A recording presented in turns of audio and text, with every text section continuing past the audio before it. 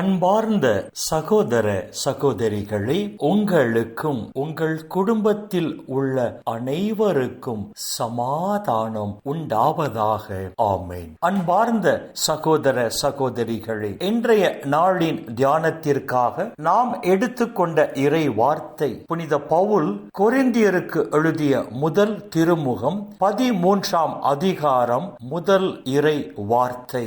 நான் மானிடரின் மொழிகளிலும் வானதூதரின் மொழிகளிலும் பேசினாலும் அன்பு எனக்கு இல்லையேல் ஒலிக்கும் வெண்கலமும் ஓசையிடும் தாளமும் போல் ஆவேன் என்று புனித பவுல் இங்கு எழுதுகிறார். பல்வகை பரவச பேச்சு பேசும் ஆற்றலை பெற்று மானிடரின் மொழிகளிலும் வானதூதரின் மொழிகளிலும் நாம் பேசினாலும் அன்பு நமக்கு இல்லை என்று சொன்னால், காற்றில் கலந்து மறைந்து போகிற தாளத்தின் ஓசைக்கும் வெண்கலத்தின் ஒலிக்கும் நாம் ஒப்பாவோம் என்று புனித பவுல் இங்கு சொல்லுகிறார். பரிசுத்த ஆவின் வரங்களில் சிறப்பாக செயல்பட்டு நல்ல கனி தராத மரமாக வாழ்ந்து நிலை வாழ்வை இழந்து நரகத்திற்கு செல்வதை விட, பரிசுத்த ஆவின் கனிகளில் சிறப்பாக செயல்படாமல் நல்ல கனி தருகிற மரமாக வாழ்ந்து நிலை வாழ்வை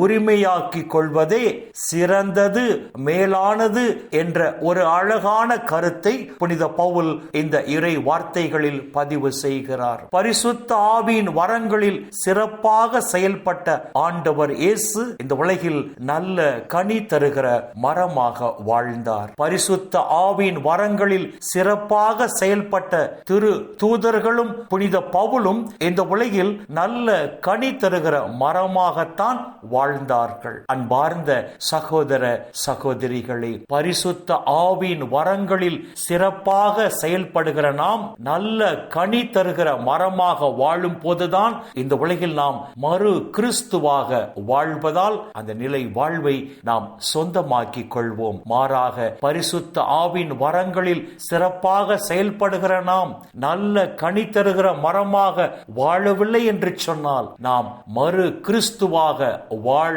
தவறுவதால் நிலை வாழ்வை உரிமையாக்கிக் கொள்ள மாட்டோம். நாம் நித்திய நரகத்திற்கு செல்ல வேண்டியிருக்கும். அன்பார்ந்த சகோதர சகோதரிகளை, விண்ணக ராஜ்யத்தை சொந்தமாக்கிக் கொள்ள கடவுளால் தேர்ந்து கொள்ளப்பட்டு பெயர் சொல்லி அழைக்க பெற்ற நாம் பரிசுத்த ஆவியின் கனிகளின் தன்மைகளில் சிறப்பாக செயல்பட்டு இந்த உலகிலே நல்ல கனி தருகிற மரமாக வாழ்வோம்.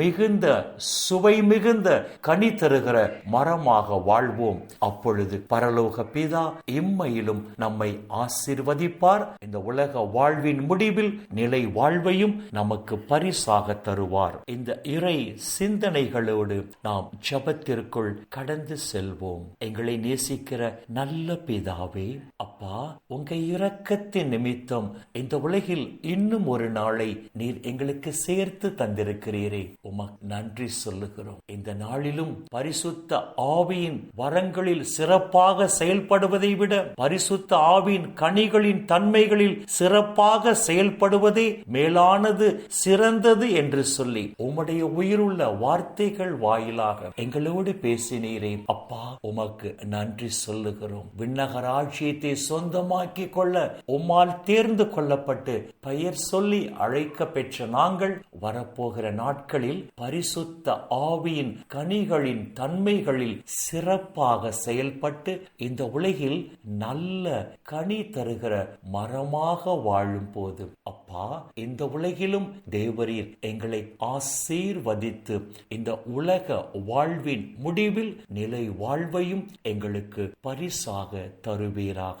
அப்பா பிதாவே, இந்த இறை செய்தியை கேட்கிற எல்லா மக்களையும் அவர்கள் குடும்பங்களையும் விண்ணக ஒளி பீடத்திலிருந்து தேவரீர் நிறைவாக ஆசீர்வதிப்பீராக. அப்பா, இந்த இறை செய்தியை கேட்கிற உம்முடைய பிள்ளைகள் உம்முடைய நிறைவான ஆசீரால் மன நிறைவோடு, மன மகிழ்ச்சியோடு, மன அமைதியோடு, நலமோடு வாழ கிருபை செய்வீராக. இயேசுவின் பரிசுத்த நாமத்தில் ஜெபிக்கிறோம் நல்ல பிதாவே. ஆமென். ஆமேன், ஆமேன்.